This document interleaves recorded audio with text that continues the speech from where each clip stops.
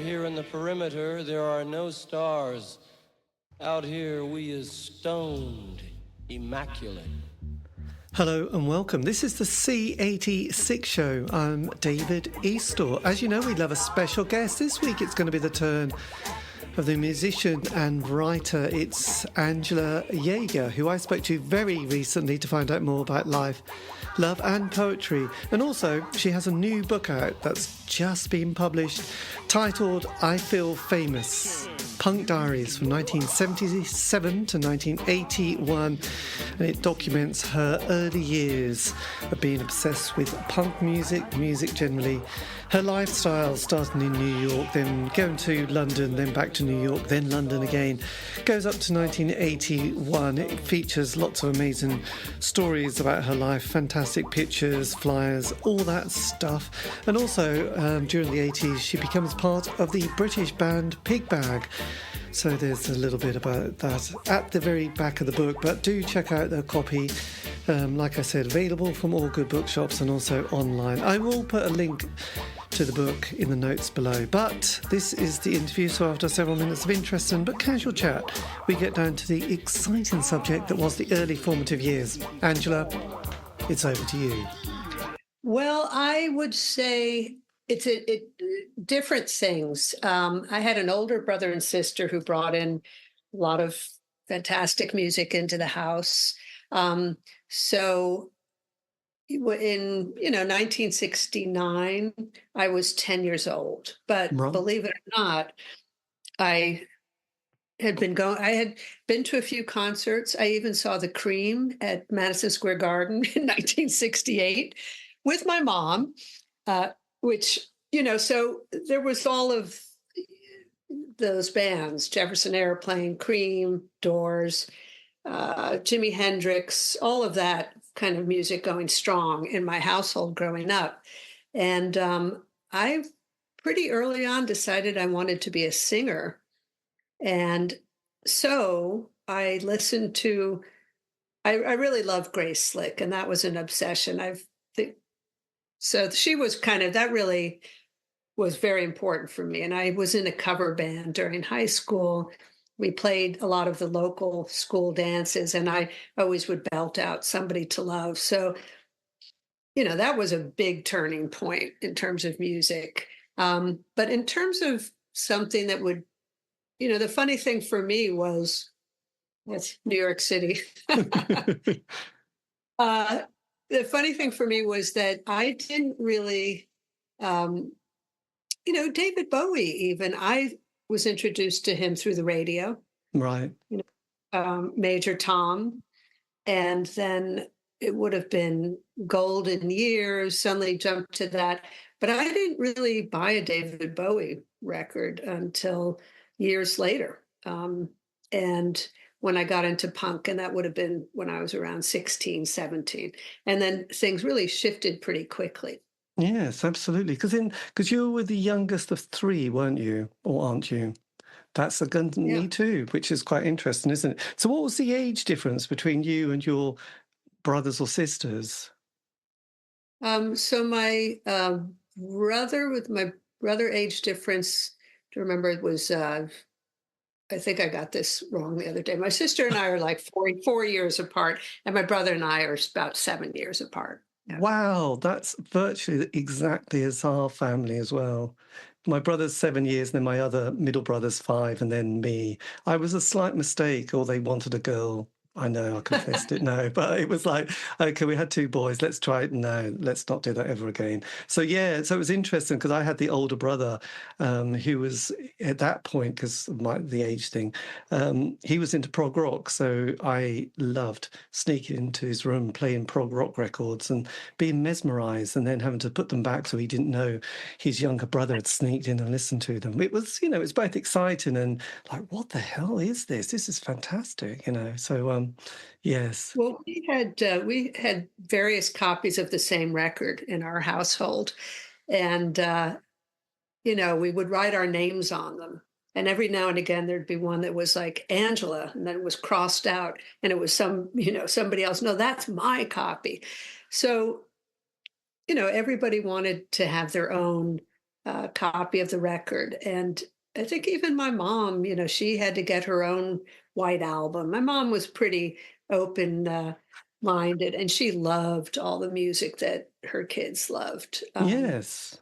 Which was, so really, it is true. She did take me to a few concerts, and she loved it. She loved, both my parents were very, um, involved in what was happening in the 60s with anti-war protests. And my father took my sister to Washington for one of the big protests in 68 on the mall Yes. there.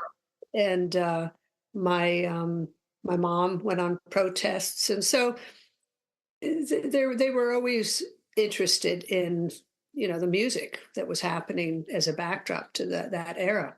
Yes. And how did they cope with it? Because obviously you were probably sort of 11, 12 when the 70s appeared, where they obviously had gone to see Cream and various other psychedelic rock bands, which is quite unusual for most parents who I've people who I've interviewed whose parents definitely weren't into that. So how did they cope with that transition from the 60s with, there had been the death of so many, legendary rock stars, and then obviously Altamont and then Charles Manson. And as we know, parties can start really, or scenes can start so beautifully and idealistically, and then 18 months later it gets a bit grubby, whereas the 60s did end on a downer. How did they navigate their kind of next phase from that, as all their children were getting to quite a formative period of their lives? Well, I think the fact that my brother was possibly going to be drafted was the first, um, you know, the first area of importance. And luckily that didn't happen. But that was a conversation at the dinner table. What if? Yes. Dad, would you support me if I went to Canada? If it comes to that, yes. And so for my parents, I think there was a certain amount of disillusion, of course, when Janis Joplin dies, and then Jim Morrison. Um, my mom would have been a little more affected by that. My parents had split up too, so on a personal level, there was a big change happening. And yeah, New York City, and growing up in the 70s was, we lived in an apartment building, which was rather nice, but it was kind of peculiar in the East Village. Not many other friends at the time lived there, and um, the neighborhood was not great. And this is Second Avenue. Uh, I didn't even go further east into the East Village for many years. Um, Yes, because so we get that yeah. impression that New York had been abandoned and it was kind of bankrupt and quite grim at that stage. But it was the birth of, though Johnny Rotten would argue this, the birth of punk and then rap and then disco, which was quite an amazing kind of amount of things going on. And obviously you had these very iconic clubs and then that artistic community as well. So, but you would have been at that age, and obviously this comes out in the book, doesn't it? Where you're starting to kind of surf that vibe, aren't you? Really? I am, and it did take quite a bit of gumption to dive into that. I think here I am in high school, and I'm kind of in my little bell bottoms, and I'm still. It's 1974, 75, and I'm still listening to music of the 60s because Yes. I'm kind of after the fact. I'm listening to Jefferson Airplane, and I would have loved to have seen them live, but all I could get was Jefferson Starship. And I did see Oh, them twice, or maybe nice. three times. But and then just something started to change. And my brother brought home a copy of Little Johnny Jewel. And I think that was altogether, just absolutely different. Yes. And we knew that in the neighborhood we could see characters, and there was sort of music people or poets. We used to buy poetry books on St. Mark's Place at the East Side bookstore and see readings at St. Mark's Church. So, even as a young kid, I was aware of who Allen Ginsberg was because, he's that bearded guy in the neighborhood walking around, So Yes. everything was kind of really around us. And then I think we went to CBGB's with my brother and a friend in, I think, 75, maybe to see Blondie, 76. And then that sparked the curiosity. Yes, you would have been 17 because in the book you've got, which I did a quick double take because I was thinking, God, they were an obscure band. But one of the first bands was Deaf School, wasn't it? The Liverpool-based band, Deaf School, which I was like, wow. I'd spent years trying to get an interview with a member of Deaf School, and I'd managed Clive Langer a couple of weeks ago. I think, at last, they've been so aloof. But this was your one of your early bands. Yeah, it was one of the earliest bands I saw at CBGB's, and the memory is very strong because it was me and my friend Marguerite, and we were both in high school, and so it was kind of a big deal to venture to this club alone. Um, it really felt like a big night out, and we went there, and there were only about 5 people in the audience, and then this band that I think it was about 7 musicians, and they were great. They were full on theater with Enrique Cadillac, Betty Bright, and it ended up he came jumping. He jumped on our little table and was singing Yes. us, and we just, we could not stop talking about it for weeks. It was so exciting. Like, oh, did you see him? And he had that mustache. And no, Um, so we bought that album, which I think had a gatefold. Did it? And they had the great song "Taxi" on it. Yes.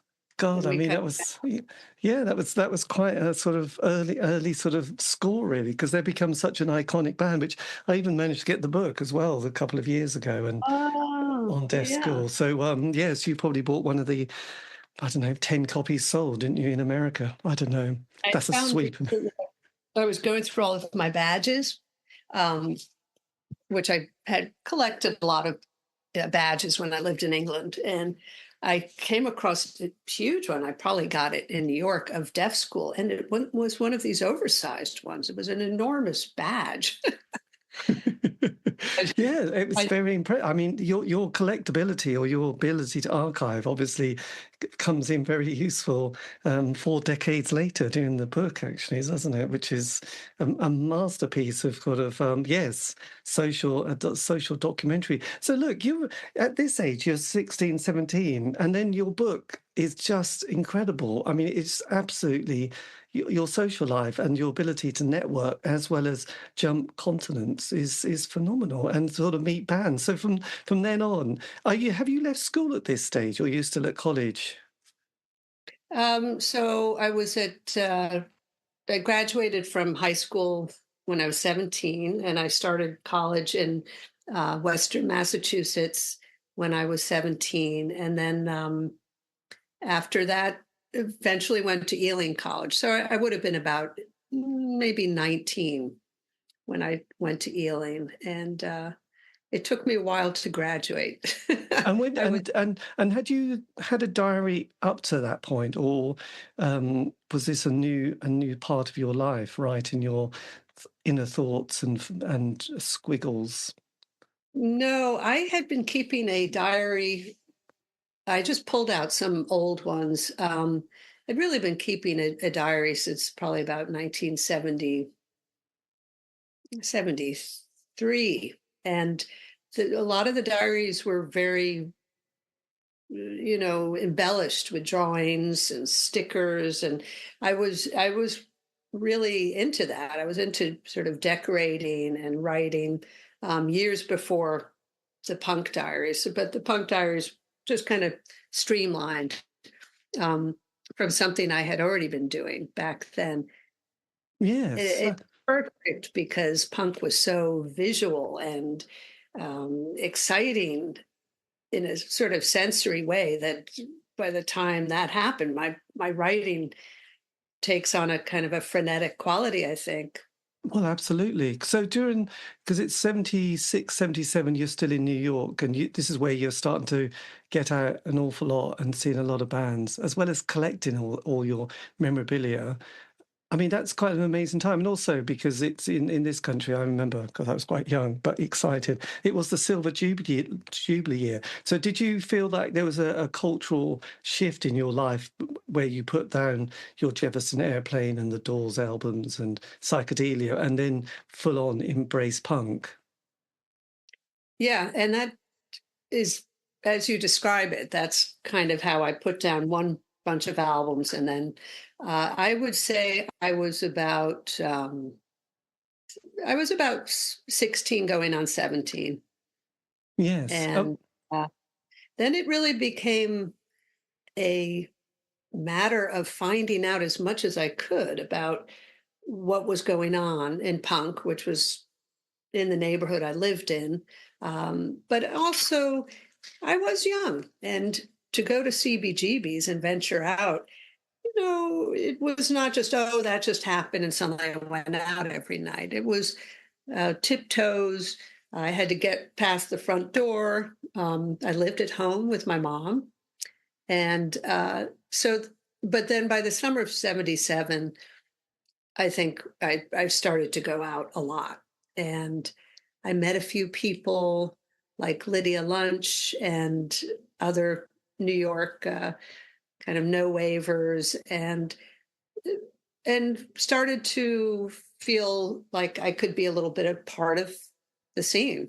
yes. Well, God. But you have an amazing knack for networking, don't you? And your confidence just to sort of start talking to all these people like Hugh Cornwall from the Stranglers and various other people. I mean, it's like you seem a very fearless teen at this stage. It's funny, promoting the book a little bit. People have asked me about that. Like it, on the one hand, there was a fearless quality. I was able to go up to people. I made these recordings. I brought a tape recorder around and would record.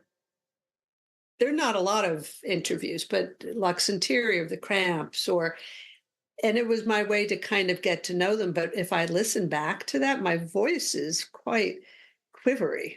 I was nervous. I might have had a bravado about me. And the more I went out, the more I got to know people. I did feel more connected to something. But I did have a kind of an innocent side to it.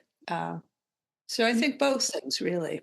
Yeah, because you're obviously, I mean, what was incredible, because at that point in life, I mean, not many people I knew had a passport. And in this country, if you needed one, you just went to the post office and they gave you a 1-year passport. There was not many checks, but you seemed like a great adventurer at this stage. You sort of going from New York and coming over to London, just seemed, especially when during the 70s, there wasn't like the internet, finding out things is quite tricky, isn't it? But you managed to sort of navigate that so seamlessly and then sort of find yourself in another scene in London.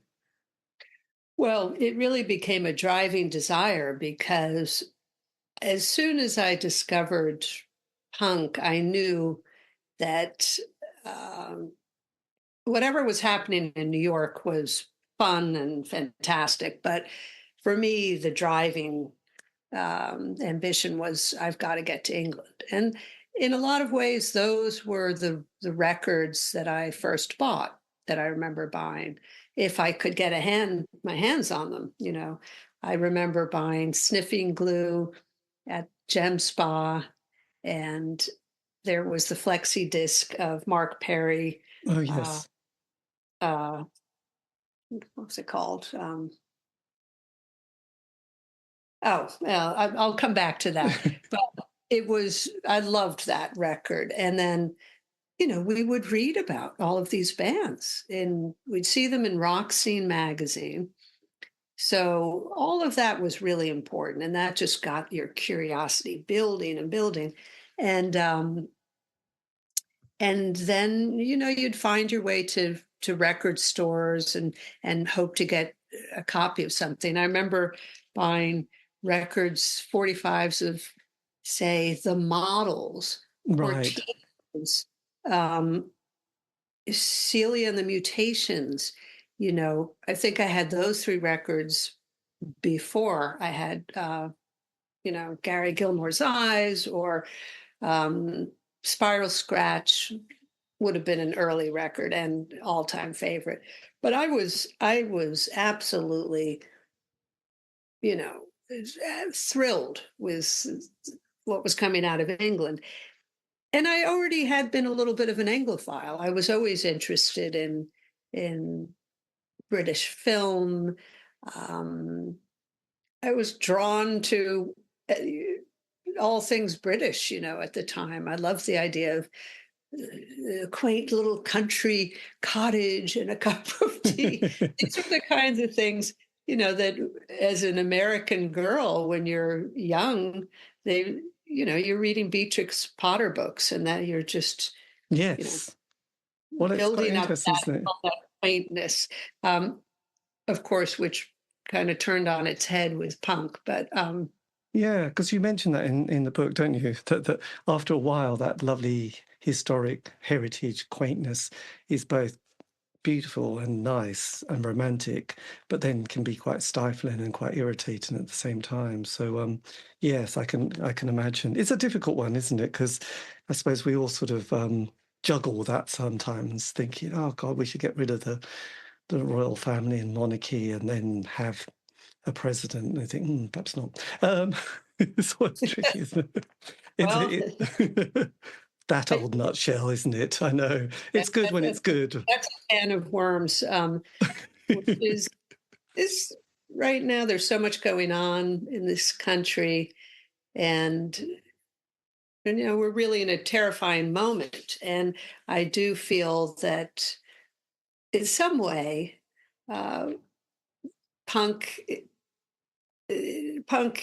has some kind of energy that I feel one could make a connection with, in terms of, you mentioned stifling of you know people needing to express themselves, have opinions, and be heard. So I don't think it's completely not related to the world today. I think there's room for punk now. Yeah, my God. Yes, absolutely. So look, autumn 78, you come to the UK. So this is kind of an exciting time. Is this this is part of your studies, isn't it? Your course that you're on? No, in fall of 78, I had taken a semester off college in New York, at Hampshire, and I saved money waitressing to get to England. And I went with my sister, who had studied in England previously, and stayed for almost the whole fall. I was there for 3 months in the fall of 78. My God, you didn't waste any time at all, did you? This was your sister Hilary, wasn't it, you went with? Yeah. So punk was still feeling quite creative at this point, wasn't it? It hadn't sort of got into that late 90s, late 80s period where it all becomes like, yeah, perhaps we've had enough of this now. So yeah, Well, so what was it like then, sort of finding yourself as the evening started to draw in and things got colder and darker in the UK? But obviously the excitement of travelling and youth and a mission to see punk bands must have been exciting. I was trying to imagine what it felt like to arrive in London from the airport in 1978. I was open to everything. I mean, in a cultural way, everything was so new.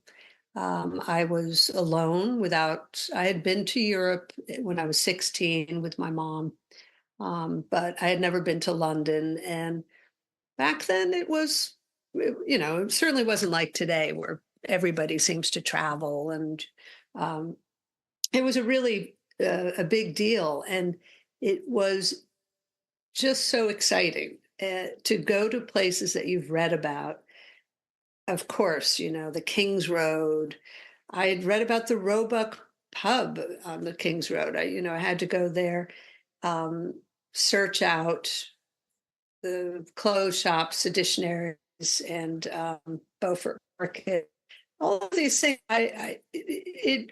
It was just fabulous, and then to start to see punks around, and that wasn't just on the King's Road. I mean, at that point, there were people, of course, who'd been there since '76 in punk, and who would have said it's already had its day by fall '78. But it didn't. It had exploded. It really was kind of huge. So you would go to shows, say at the Electric Ballroom, Music Machine, and there just were lots of punks, and it was eye-catching. Yes. I mean, it was nothing like that in New York. It was so different. It was just fabulous. And you seem to sort of stumble into the company. Well, you got your ticket to go and see the Clash, and then you seem to be sort of hanging out with members of the Clash, or sort of certainly their gang, which was, again, I suppose that's the thing that comes over in the book, that your ability, it's like a bit of a Hollywood film, isn't it? You just, oh, yes, I've been in New York, seen that scene. Oh, and now I've gone to London. Oh, and now I'm part of that scene. It's you do seem to, when you look back on it, did you sort of feel like, oh, this is quite extraordinary? I was definitely on the zeitgeist. Well, yeah, looking back at the diaries, and trying to figure out what to leave and what to take out. The trip to England, I had met the Clash in New York when they were recording their second album, actually. So that was already very exciting. But by the time I got to England, I see that the Slits are supporting them on the Sorted Out tour. And really that became for me the kind of thrill of that, following the Clash around, was seeing them, and the audience reaction as much as the band was kind of earth shattering.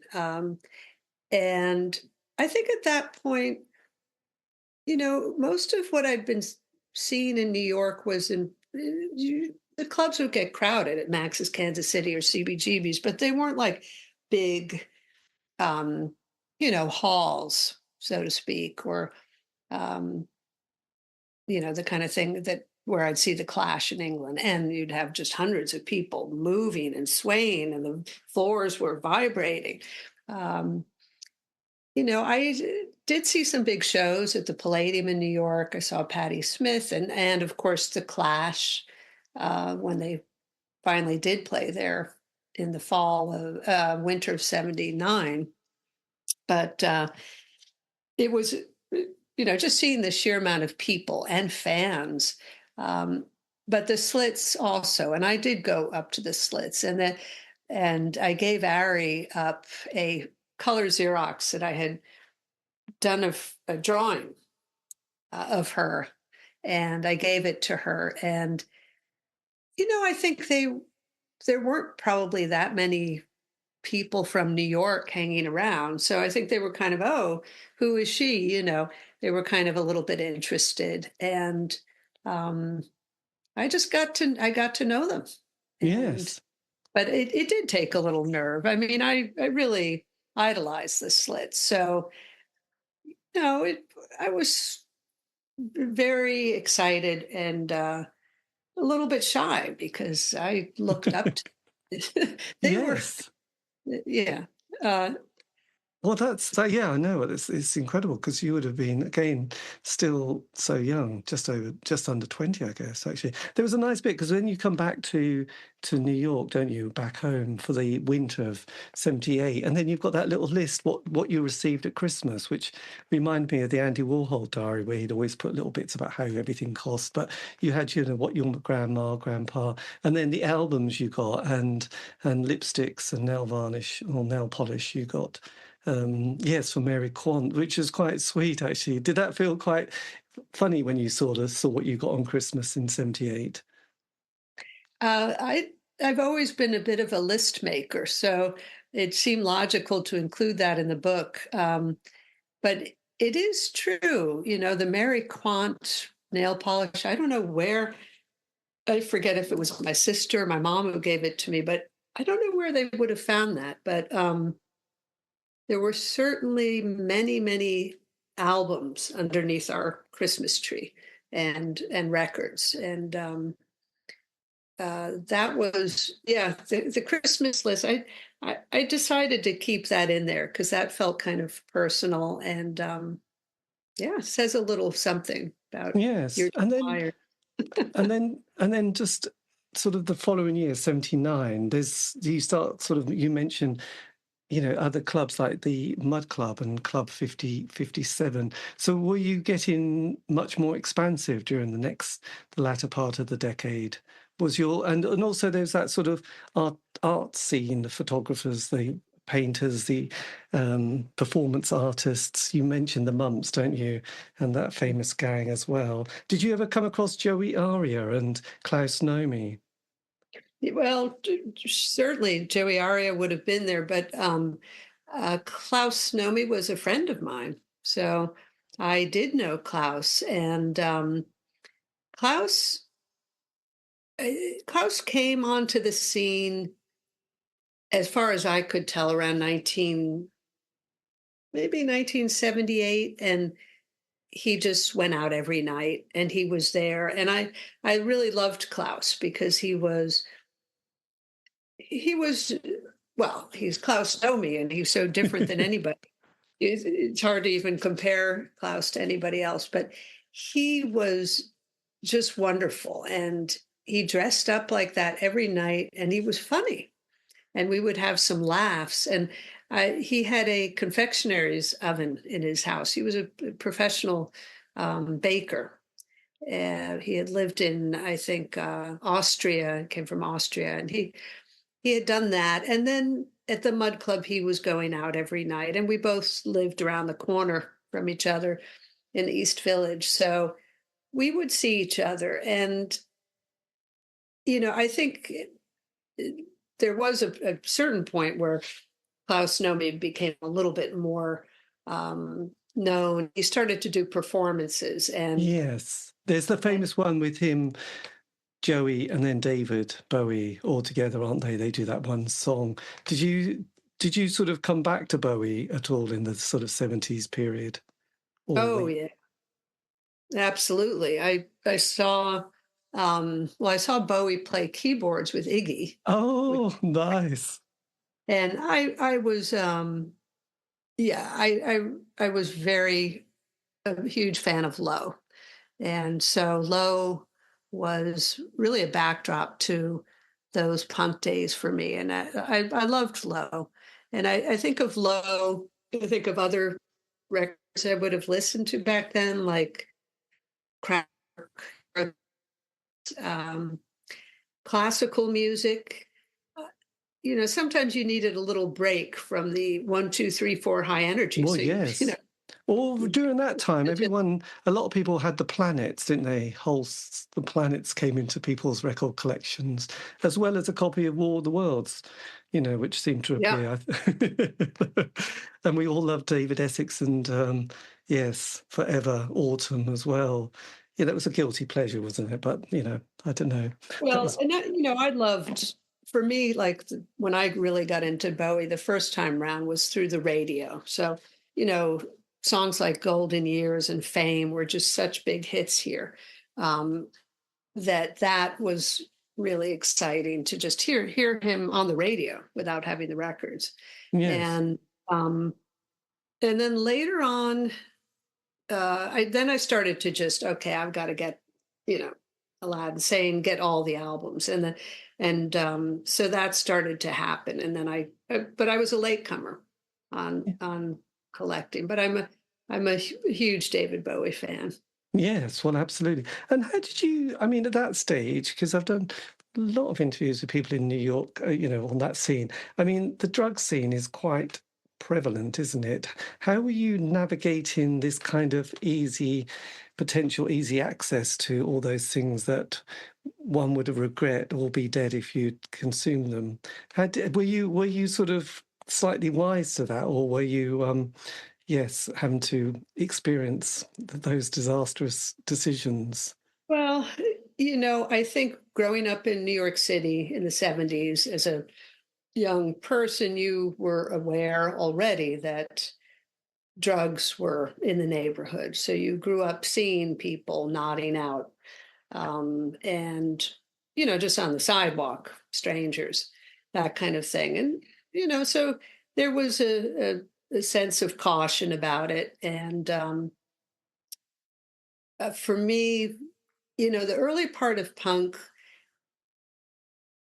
certainly I'm sure the drugs were there, but that did not feel so prevalent. It was later on in more like the early 80s, 1980, and that's when I think in New York the drugs really became prevalent, and it was hard to see people that you knew getting strung out on drugs, and it was a hard time. And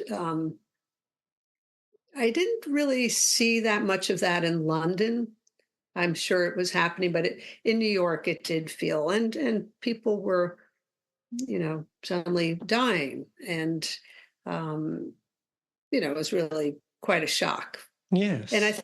yeah, in the diary, I write about that towards the end, that suddenly things are getting sour, and John Lennon is shot, and Ian Curtis, commits suicide. So it was a balance of, you had this excitement, but at a certain point, life occurred, and then you hear about these sort of idols of yours Yes, passing on. because you mentioned this, the breakup of the Sex Pistols, but also Sid's death as well. So I guess Right. that's where a bit of those moments that you not the first time, but one of those moments where somebody dies, you think, well, they're a bit young to die. That's why I often wonder what it must have been like for the people in the 60s, having so many, like from Brian Jones to then Morrison, Hendrix and Joplin all dying, as well as various assassinations. So yeah, things like that can be quite shocking. And like you said, there was Sid, and then there was Ian Curtis as well. So that's were you aware of that Studio 54 scene as well? Was that at all on your radar, or was that on a totally different parallel universe? It was on my radar, and I never went there. I think somebody invited me there, and for some reason I couldn't go. And I wish I had gone. I never did the Studio 54 scene, but I guess Yes. we can read Andy Warhol's diary for that. That's right. But then, with the late 70s, you then form a band, don't you? This is your musical moment in life. Yeah, I had a band in '79, the Stair Kits, and I formed the band along with my friend Michael McMahon and Amy Rigby and Bob Gervix, and we had all met at the night the Clash played, and we found that we had all this music in common. I think also we were very influenced by English bands, and that really brought us together. And so we thought, well, maybe we can make a band. And we did, and we were short-lived, but we had I think three shows. And as my friend Michael jokes, he says one of them was a reunion. Classic. That's such a good one. And that's now available on Bandcamp, isn't it? I was listening to it earlier today. Oh, Bandcamp, and very, very English influenced. I mean, my accent is it's a little embarrassing, a little, uh, a little affectation there with my anglophilia. But we loved, Susie and the Banshees, and again, the Slits, um, polystyrene. We loved the Buzzcocks. We were, yeah, we were really, Wire was a big influence. So we were all very, very English, oriented Because with there was a that band. couple of bands that you mentioned who are really obscure, called Rima Rima and also Honey Bane as well. Were you aware of them at the time? Did they come on your radar during that period? They would have not in 79. I would have heard about them, I think, more like 1980.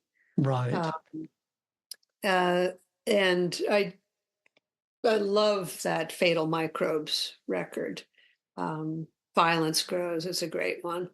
Um, but that was really all I listened to with Honey Bane, and then Rima Rima were great. Um, I've been very excited about Darcy Max's book, which I really enjoyed. And Yes. Did you see the film, the Rima Rima film as well? no, I haven't seen that. God, I'd love you can get see the film, and also that has this little bit about a guy who's got some sort of condition, I think synesthesia. So he's made a perfume called Rima Rima, which is quite oh, amazing. really? Oh, So I do you want can to see that. smell like the music as well. It's got to be, yeah, but you'll love it when you see the Yeah. film. It will inspire. But then you get back to England again, don't you? Is that your passport, which is on page 197? This funny little piece of card. Oh, thanks. It's fun to hear you noticing these things. Thank you, Dave. Because it I reminded me of passports we got in the very early days. Like I said, you just go to a post yeah, office, an old, it's not a yes. passport. It's a ID. Ah, okay. Because that's what It's an English passport would have looked. They said, "Do you want a 1 year or 5 year?" And you think, "Oh, I'll probably just need a 1 year." So there you go. I just love this kind of folksiness that we had in those right days. because I was studying there, so it was not. It was sort of like a visa, but some sort of identification card. Yeah. So Uh, you were there as a student. It's not as a student, but you were there part of your course at this time. yeah. Yeah. There you And go. So this is your 1980. So this is 1979 as we creep. So this is the year that Thatcher gets into power in the UK, isn't it? This is very exciting. So again, but this is where you start to discover the two-tone scene, like bands like Madness as well. Yes, I did, and I loved the two-tone scene. The music was great. Of course, I was watching Top of the Pops like everybody else, and uh, they were just always so kind of wonderful to watch. And the whole aesthetic was fantastic. The badges, the art behind the band.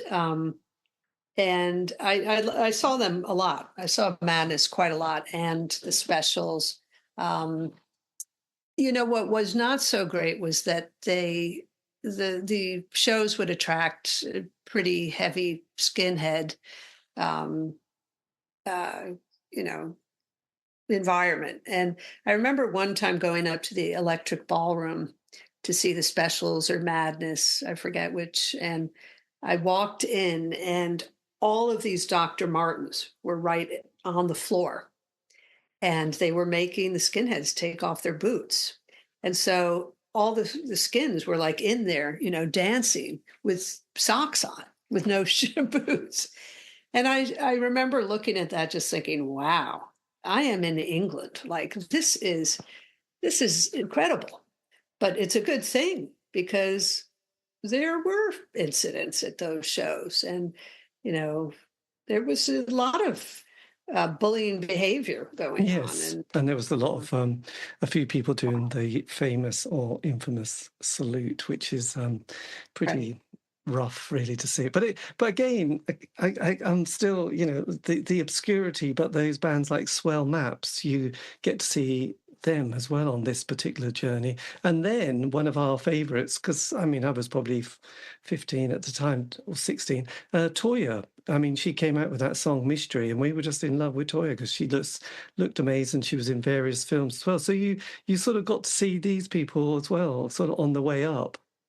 Yeah, Toya also, yeah, she suddenly came out and was getting photographed everywhere, and she had been in the movie Jubilee, so I had seen her in that, but then she really became quite quite big. And, back then I was still wanting to record and take myself seriously as a singer, and keep singing. So I was aware of what other women were doing. And,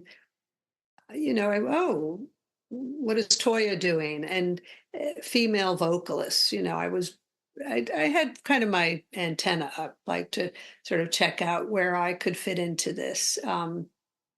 And, eventually I did have bands and worked in the pop field as well. Yes. Well, I suppose the raincoats were happening at that stage as well, weren't they? The late Right. 70s, early 80s. Because then anarcho-punk appears in your life with the Poison Girls and Crass. So again, fantastic that you're able to sort of tune into another sort of little scene here and get to see them. And Yeah. did you get that sense of community when you were gigging at this stage? I did. I'm trying to think what year, because I did have like different social lives and sort of depended on my relationships at the time.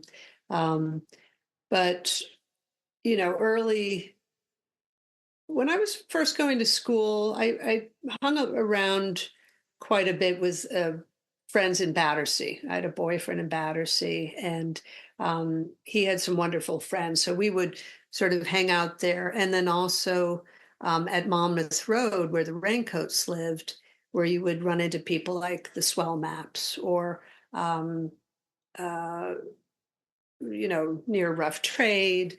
And so the Raincoats, I knew I had met them before. And then my friend Amy was living in Monmouth Road in a squat there. So suddenly this West London world opens up.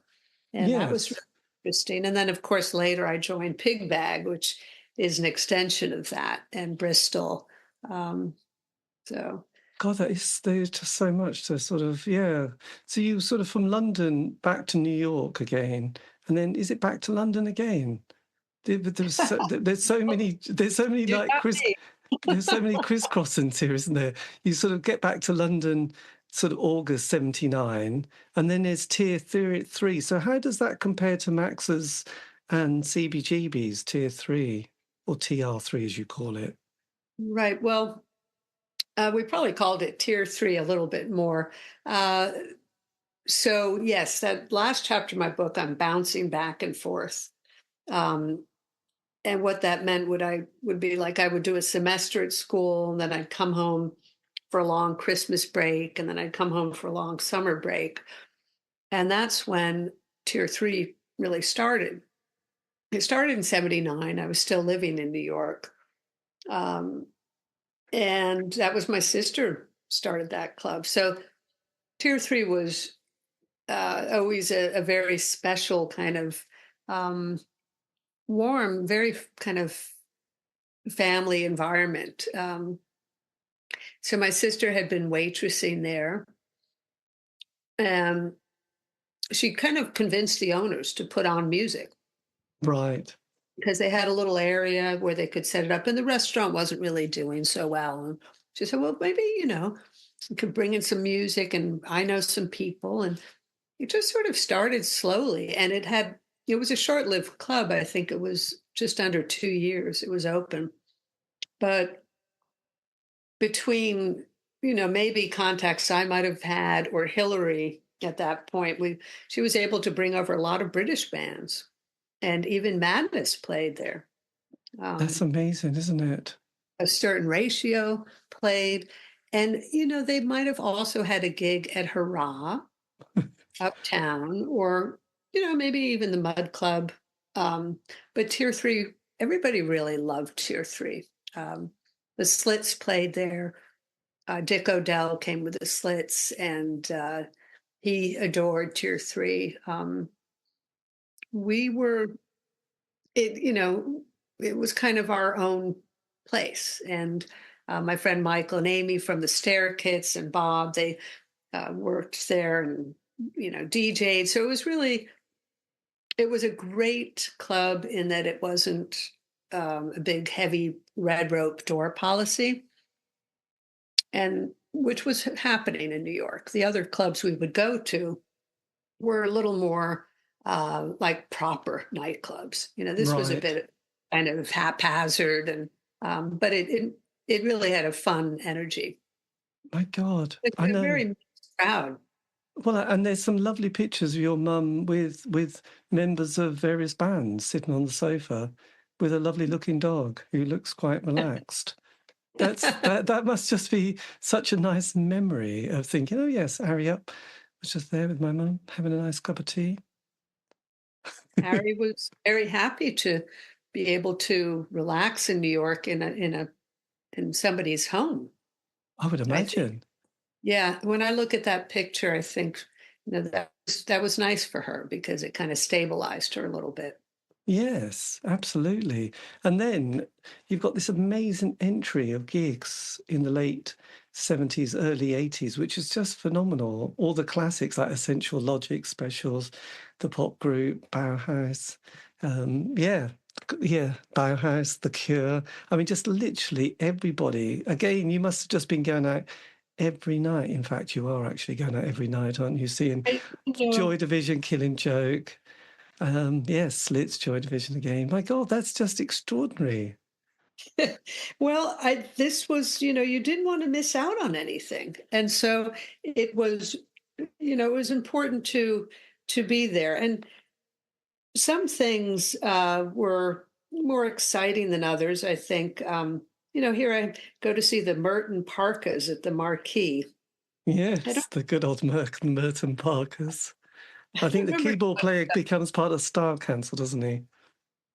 Yeah, because, you had that would have been kind of a segue coming out of the specials, maybe the mod scene. But yeah, there's a lot of specials madness. And Bauhaus, who Peter Kent was managing, and he was a very important person for me in England. He worked at Beggar's Banquet, and he managed Bauhaus. So he would drive me and my friend Steve up to see shows up in throughout England, and we saw a lot of the early Bauhaus shows. Amazing. And then obviously you capture that sort of post-punk period, well, more than post-punk, but getting into pop with people like Adam Ant, who'd gone from being into quite a punk scene to suddenly getting himself Marco Peroni, who was in Rima Rima, and then forming Adam and the Ants. So you saw them in their early years as well. So did you sort of think, yes, they have got star quality, and Adam is such a good-looking chap?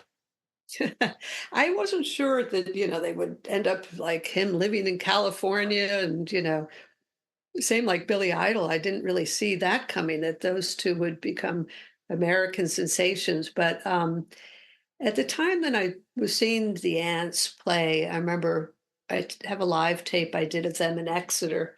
And uh, their audiences were really kind of over the top. And I think I just read one of Toby Mott's books. And Toby Mott was a friend back then. And he wrote about how much seeing the ants was a big part of the uh, the punk, or maybe you could even start to say post-punk era. But you know, we loved the ants, and they were very theatrical. And even at that point, Jordan was there on stage with them dancing. So for me, that would have been a big thrill to see, because somebody like Jordan, from photographs that I had seen years previous, was were just so outrageous. And to see her in person was very exciting. Well, I'd imagine actually, because you do one gig, which is an amazing lineup, and that's a great thing when you look back. You had this heat, medium, medium, and a certain ratio on one bill, which probably cost £2.50p back in 1980. But was that when you got introduced to Boy George as well? Was that Yeah, that would have been like, I think maybe around the Planets Club or Billy's.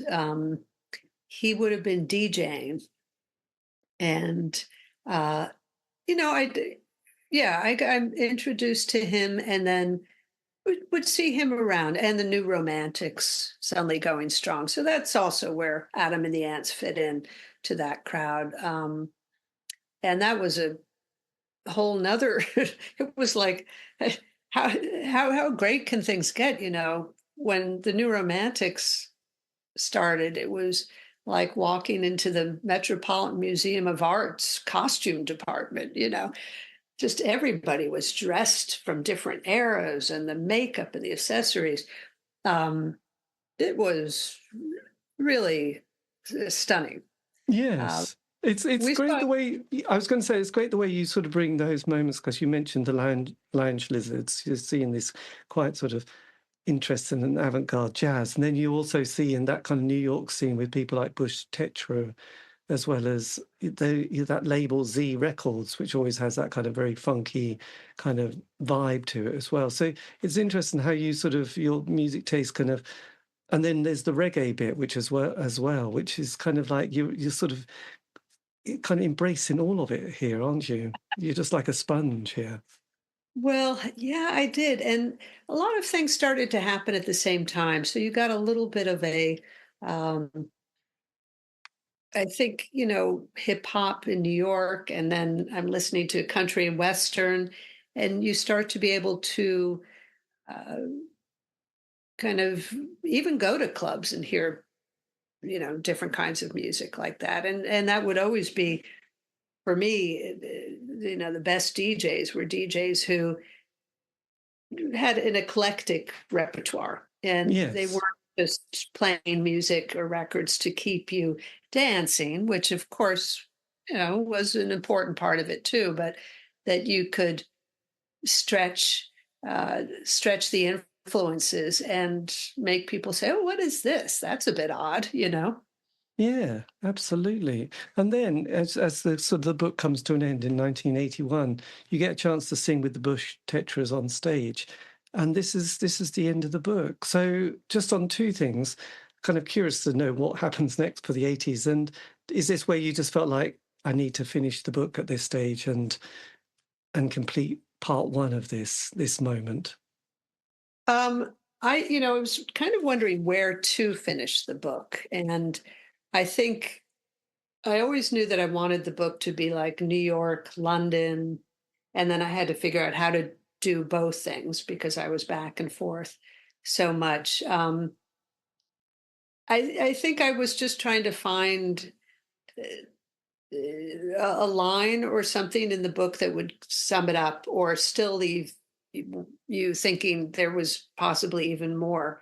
Um, and that was, wanting to see public image, but I never had, which in actual fact, I did see public image like 10 years ago or something in New York. But at the time, I was such a big public image fan. And I say, I want to see the goods once and for all. Um, so, the book had to kind of stop somewhere. And I thought, well, and then I can talk a little bit about what I have been doing since then, which I thought was, or at the time, I thought that was important because it wasn't like I just stopped writing in the diaries, even though my excerpts became a little bit,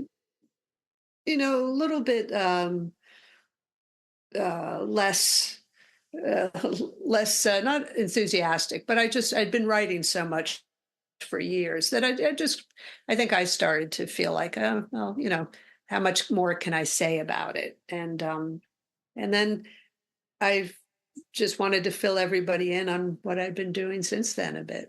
Yes. So there was life in Pig Bag. And Yeah. then after Pig Bag, God, my good friend bought the album. Papa's Got a Brand New Pig Bag. He kind of always regretted that because he just loved the single, but the album, I'm not sure if he ever played side two of the album, actually. I don't know. I have Well, to ask if he's. yeah, they had the big hit, and Yes. it was an instrumental. And so when they asked me to join, and this time I'm back in college in the US, another round of college, because, I'm just going to finish that degree or the other.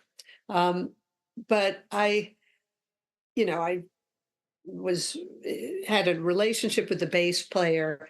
We had met in New York, and then they said, "Well, come on over. We'll put you on a per diem, and you can tour." And I thought, yeah, but these are not like songs like I was used to working with. Everything that I had done was so much geared towards a singer, fronting a band. So it was a challenge. It was a challenge to suddenly say, okay, I'm going to sing with this, 4-piece horn section. Um, but it was a lot of fun. It was another short-lived, um, because once I joined Pig Bag, I think the band stayed together for, maybe about 8 months. And, they'd already been together for a while with their hit, and they had a couple of hits before I even joined. So Yes. we did a lot. We did a live album, we did a studio album, um, and then just stayed in England, and I got married. Um, Before that, I'd done the Drowning Craze, and then that was earlier on. That was 1981. So yeah, we're kind of flip flopping along, and then yeah, Pig Bag, and then after Pig Bag split up, Simon and James from the band, we went on to form Instinct, um, Right. and that was the whole ZTT, and that was a very interesting little time capsule as well. Absolutely. So that was because was Propaganda, had they sort of appeared, because they were on ZTT Records, weren't they, at one stage with The Art of Noise? Yeah, yeah. We did the Value of Entertainment, which was a, a series. It was about a week long at the West End at the Ambassadors Theater. It was a whole ZTT or ZTT showcase for the bands. And we played every night there with Propaganda and Pigalle and Andrew Poppy. God, Frankie was too big. yes. Well, oh yeah, God, they would have been. Blimey, that's so you were there. Instinct. God, I'm just having to do lots of catching up here, aren't I? I know. So did you record with Trevor Horn at this stage? Did you go into his studio and have him produce it? Yes, we absolutely did, and we spent a lot of time recording with Trevor Horn in SARM West, SARM East, which was remarkable, just state of the art recording equipment, renting synclaviers and Fairlights, um, and we worked with a piece orchestra from the BBC. It was all a big pop production, and it was kind of great because I was living in West London in Ladbroke Grove, so we could Yes. just walk to SARM West, which was they had beautifully renovated. Of course, was it Island, or that was Chris Blackwell's. Right, so that was Island Records. So we're just Yeah, before that then, The Drowning Craze, or just Drowning Craze, that features Simon Raymond as well, yeah, who went on to form the Cocteau Twins. yeah. So you did two singles at least on Situation 2, which is Beggar's Banquet as well. Well, Drowning Craze, I did just one, and then they kept the name, and they got another. I went back to school, and I'd left the band, and so I did their first single. Um, but Yes, I can tell. Gee, you do. Yes, this is just I come this and little I bit go. you do. But I then, love the record. Yeah. well, that's impressive. But then, 88, you head off to Barcelona. Is this just having a complete life change again? Well, yeah, and 88. So I had left England in about 87 after Instinct and um, I ended up going to Barcelona, and I thought I was going on a vacation, but truth is, I stayed for 10 years. And I got there, I was teaching English, how do you get by? Yes. Um, and then I started doing jingles work, which was fun. And, uh, with clients like Iberia and Chupa Chups, lollipops. And I got to know some wonderful people very early on in Barcelona. And we called ourselves the Tribu. And it was a bunch of Chilean friends. And my friend Pam, who lives in England now, and Carmen and Pancho. And we were just a great unit of friends. And we just, you know, it was great. We spent weekends in the countryside and very fond memories for me. And I ended up living there 10 years. And then I got into a whole nother music scene in England, in Barcelona, which was all about the nightlife. And that was going to a lot of the early clubs in Barcelona, staying out till ridiculous hours. Because I remember And the Italian house scene. Now, did Barcelona also have a bit of a club scene like the Italians with that kind of thumping bass and then pianos storming in? Did they have an equivalent for their sort of oh, nationality? yeah. Yeah, definitely. I mean, I sometimes forget, in terms of those musical scenes, what's what, but I knew a lot of electronic musicians in Barcelona. I was going out with um, German um, industrial musician who knew, we got to know a lot of people in electronic music in Barcelona. Like all the guys who started Sonar, those were our friends, and we were there for all those first Sonar festivals. And Right. My God, you were there.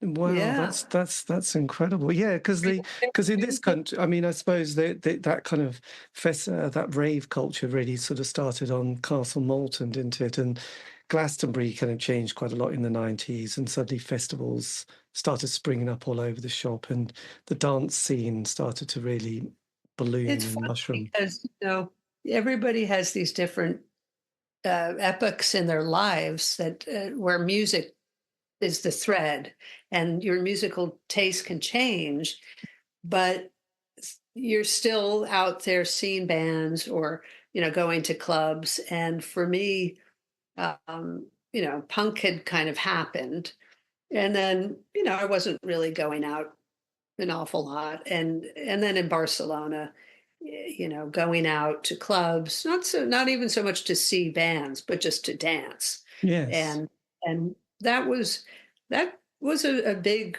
part of that time there, which was amazing.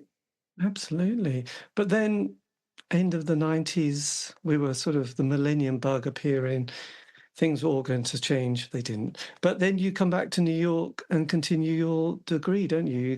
You finish your bachelor's degree and get a master's in early childhood education. I do. I did. I do. You went, Yeah, that's that it. I'm doing it. What was it yeah. like? Because you'd been away from your hometown for decades. What was it like sort of appearing again? Yeah, coming back to New York in 1998 after living in Barcelona from 88 to 98 was took a little time to readjust. I will say it was hard on my partner who had come with me. We were kind of trying to fit into old friendships I'd had in New York, and people had moved on, and it took a while to meet new friends, which we eventually did. But it was also 9/11 happened, Yes. and my motivation for coming back, because we had a really pretty great lifestyle in Barcelona, as you can imagine. um, it was my parents was getting older, and Oh, I just yes. wanted to be closer to the family. Um, but it was an adjustment. And then I went back to school, and that was great because that kind of gave me focus. Um, and then by chance ended up teaching music to kids. And Perfect. It's got to no, be done. yeah, it was really not something that was a planned on the agenda, but as it turned out, it did work out really quite well.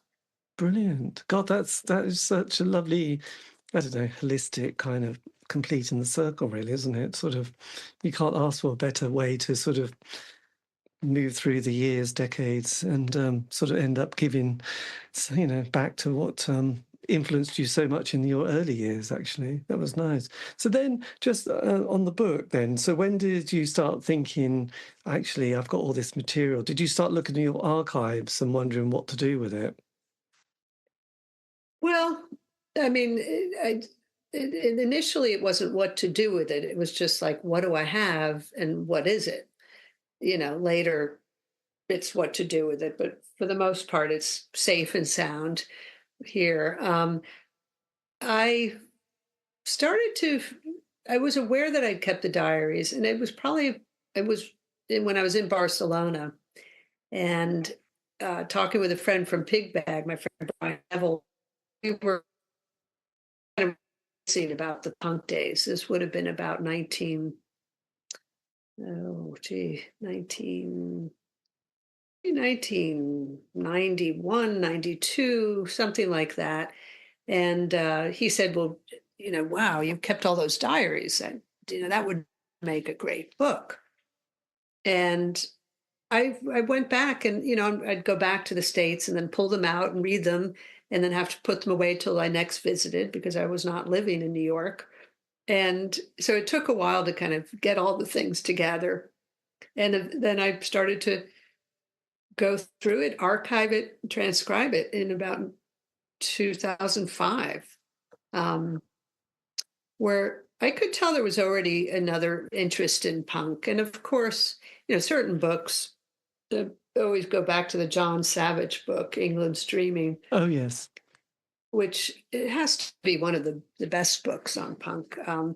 I forget what year that came out. And of course, Please Kill Me, that came out somewhere in the 90s, I think. So, I mean, I knew that I had these, ground zero reports from that period. And that's what the whole idea was, always just put the diaries out there. And when I finally started to put the book together, and there were, I would get motivated with it, then I wouldn't. It was on and off for years. So, Yes. and I always knew that, this would be the diaries that I kept, and it wasn't going to be a memoir looking back, that it was actually as it happened. This is the voice. And of course, I added some current voice to give it context because I thought that's probably going to be important, just to kind of round it out. But and then the images, um, Yes, the images, they're so good, aren't they? oh, thank you. I always felt that had to be a big part of it. And, I didn't even put in that much ephemera in the book in terms of, say, ticket stubs or badges or flyers, because that feels like that's another thing. But I wanted to do ephemera that I had drawn, or, really special things, some autographs, like the slits washcloths, which is just a real treasure for me. And but I always thought the visuals could make it um, something special. Yes, God, it is absolutely stunning. I just, because all those little things, even there's a shot of possibly of Lydia Lunch's shoes and socks, but Oh, the carpet itself is just genius. Or Lydia next to some sort of piano, and just there's Lydia, but then there's the stuff on top of the piano that you think, and the posters and all those things that you think, oh yes, I remember those sort of things that we had, and Well, you tear them down, you put them in the bin, but then afterwards, one day you see a photo, I think, oh my God, I looked at that poster for X amount of years. So it's just brilliant that it's beautifully designed like that.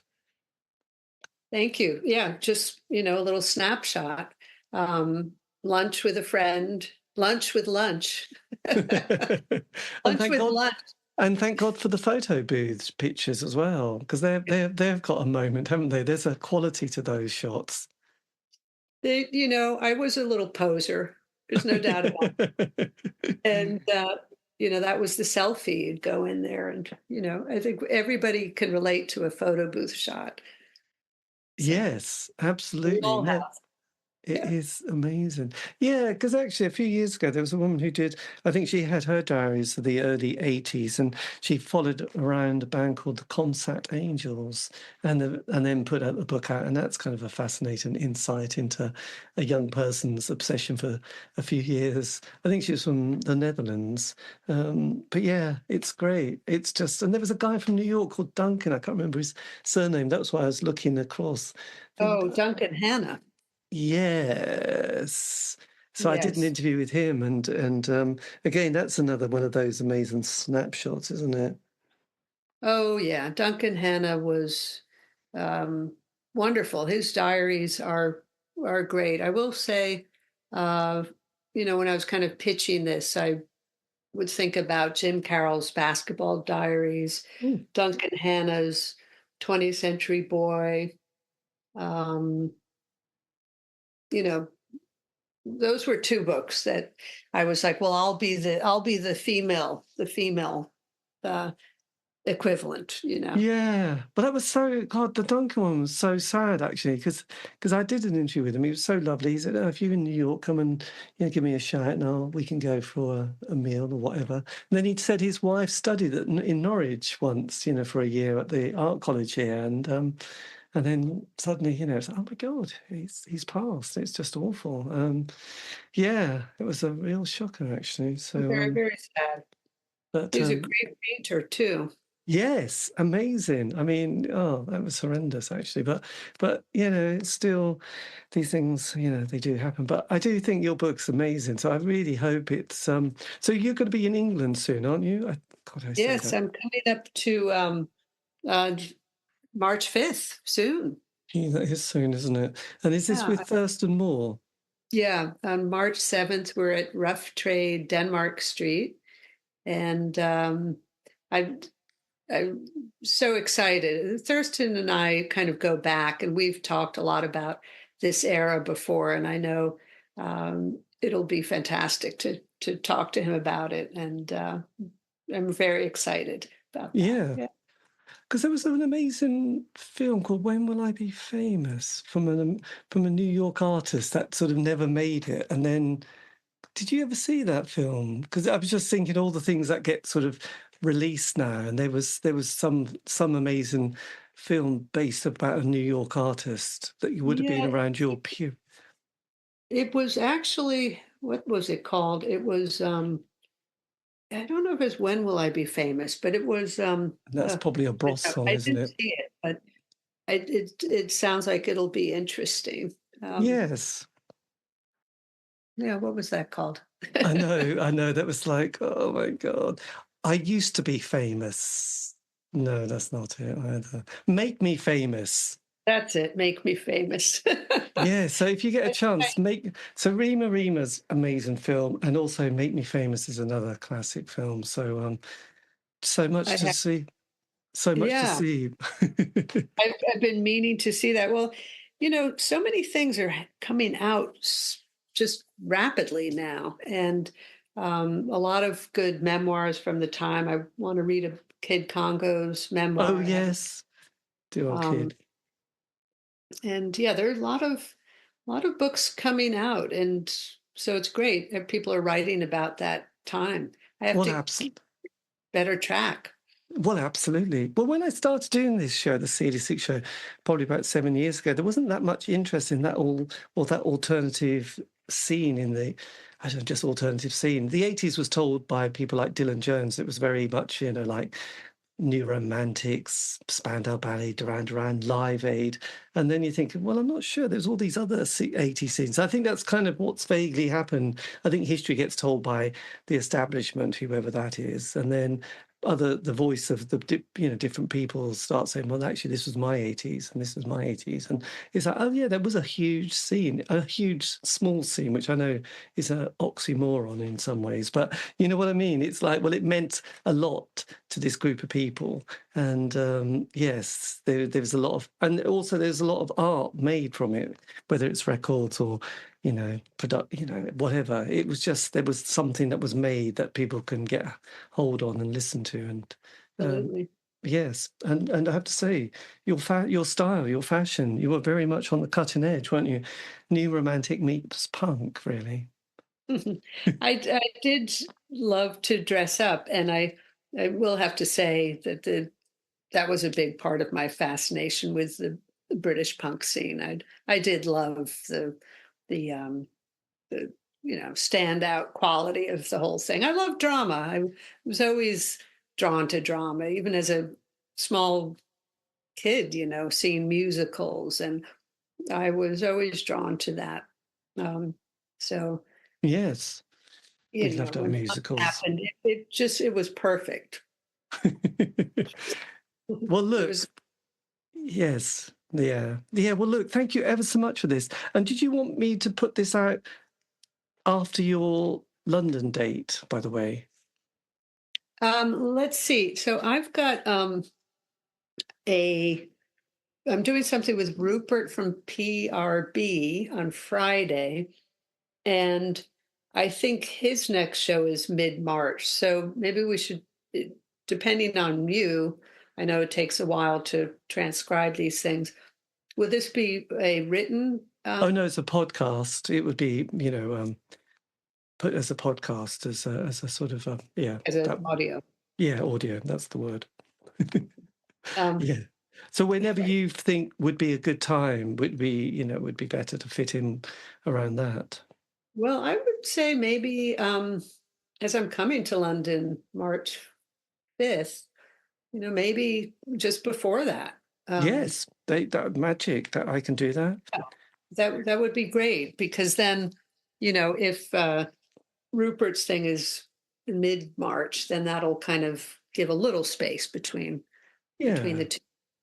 but definitely. Oh yeah, I'll do that, and I can send you a link, and then you can always use it on any of your social media platform sites, which is so. Wonderful. Yeah. Well, look, I hope it really goes brilliantly for you. And I have to say, it might not be getting that much warmer, but it's definitely getting lighter in England at the moment. So Oh, good. It's freezing cold here today.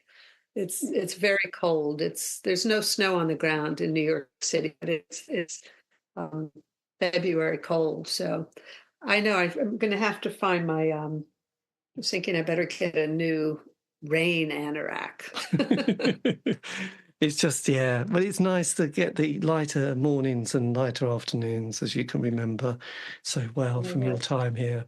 But look, I hope you go really well and get to see Thurston. And yes, rough trade. It'll be lovely to do the I talks really, and see the yeah. people. Who knows who will show up? Maybe people from that era that I would you know. imagine so. I know Adele Berthet, she gets mentioned in your book. She did a few readings in the UK, either last year or the year before, when she brought her previous book out as well. So yes, like I said. Another one to read. Oh Um, yes. There was another guy called Oxbow, which was quite an interesting book.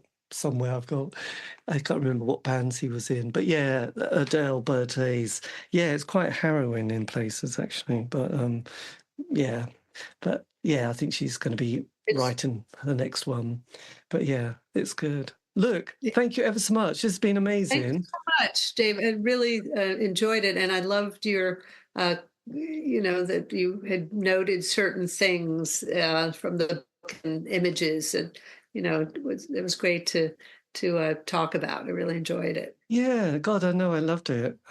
I just love people who have that kind of curiosity on sort of music. You know, if I hear a name of a band, I think, God, I haven't heard of that. You know, I must get into John Lowry quickly. And you know, I was obsessed with John Peel when I was growing up. So you know, that reggae scene I got into in the 80s was kind of Sly and Robbie and Aswad and Burning Spear and Misty and Roots, and you know, they'd have these amazing concerts at the UEA and in around Norwich, and roots reggae during that period was just absolutely amazing, and dub reggae as well. I didn't really get into the ragga scene so much because it all got a bit violent and people wanted to shoot each other, and it became a bit homophobic. But that roots reggae of Aswad and Sly and Robbie Knights and Ina Kamosi and Gregory Isaacs was just glorious. And when I saw Born for a Purpose, I thought, God, that's the one. That's my favourite song of Dr. Alimantado. I thought, Yeah. gee, that is such a genius. And you mentioned Iroy as well, don't you? So Yeah. The amazing. reggae was a huge part of, and that was what we were, listening to at Tier 3 also, and in, London, of course. It really kind of added an entirely more kind of well-rounded aspect to the whole punk scene. It was great. Yes, you need that vibe, don't you? You can't listen to fast punk all the time. It's just too much, really. And as for Augustus Pablo and yeah, amazing. Yeah, amazing. Right. Look, I'll let you go. But thanks again for this. This has been amazing. And good luck. And I hope it goes Thank really you. well. Thanks so much. Me too. My pleasure. Take Love care. to talk to you. Take Thanks care. a lot. Bye-bye. Bye. I do love an emotional ending. Anyway, that was me in conversation with the writer, musician, and just creative, beautiful person, Angela Jaeger, talking about her book, I Feel Famous, Punk Diaries, 1977, a fine year, to 1981. Actually, it's just called 1977 to 1981. But anyway, there you go. Buy a copy. It will blow your mind. This has been the C86 show. If you want to contact me, you can. You can find me on all those social media platform sites. Just do C86 show David Eastaugh, and I will be there. Also, all these interviews have been archived on Spotify, iTunes, Podbean. I think there's a few others, but let's not worry about that. Anyway, have a great week. Stay safe.